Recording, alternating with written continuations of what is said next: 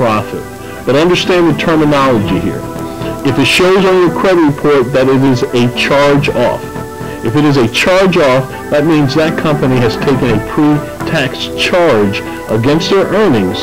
So the government, in essence, has paid them a portion of that debt back. They have told the government in exchange for that this debt is uncollectible. It is uncollectible. We do not anticipate payment. So they factored it into their bottom line. So any money that you give them, which a collection agency is only going to give them 10 cents on the dollar, any money that you give them is profit at that point. So we want them to be reasonable. So what we're going to do is offer them 20 cents on the dollar. We're not going to offer them 10 cents because that's going to make it a very tough sell. But we're going to offer them 20 cents on the dollar. So you're going to call up your creditor and say, hey, I see in my credit report that you say I owe you $1,000. I don't know if that's true or not.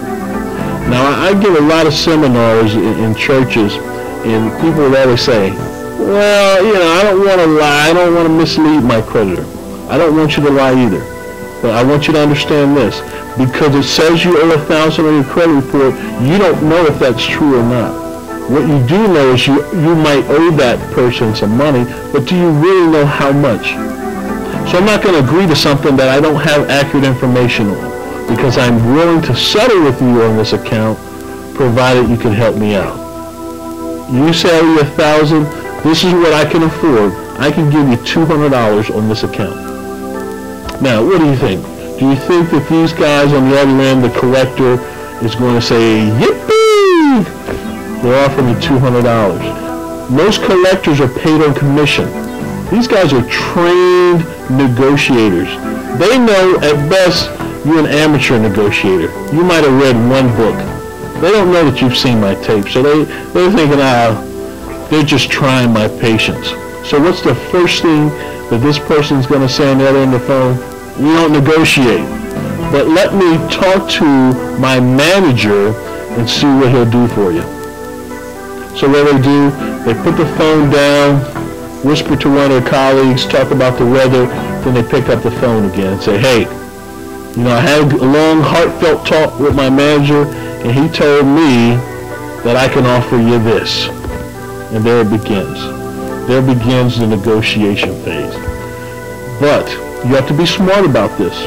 Most negotiation manuals by so-called credit experts will say, just tell me you're filing for bankruptcy and they'll roll over and cut your debt down to half.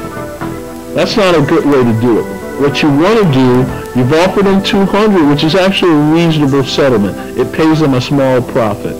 But they want a little more. So you're going to move up incrementally. You're going to tell them this, I appreciate, we're not going to be combative, I appreciate what you're doing for me, and I appreciate your manager. But I really can't afford to give you whatever their settled counteroffer is.